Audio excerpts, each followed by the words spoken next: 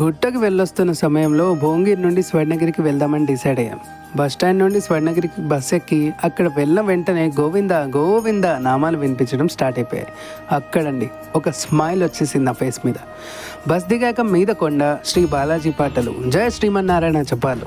Temple architecture and space design ఎంత అద్భుతంగా ఉందంటే, టెంపుల్, భక్తుల ఎంట్రీ, లోపల మహావిష్ణు వైకుంఠానికి 2 గేట్ కీపర్స్ ఉంటారు, జయ అండ్ విజయ.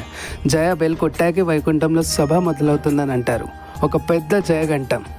ఇంకా గుడి విషయానికి వస్తే స్వామివారు ఎంత చక్కగా ఉన్నారో తెలుసా, నవ్వుతూ నమో వెంకటేశ.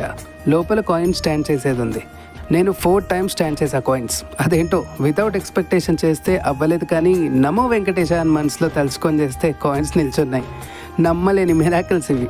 నెక్స్ట్ మిర్రర్ ఉయ్యాల చూశాను. అండ్ వస్తూ వస్తూ మహావిష్ణు స్లీపింగ్ పొజిషన్లో ఉన్న స్టాచ్యూని చూసాం.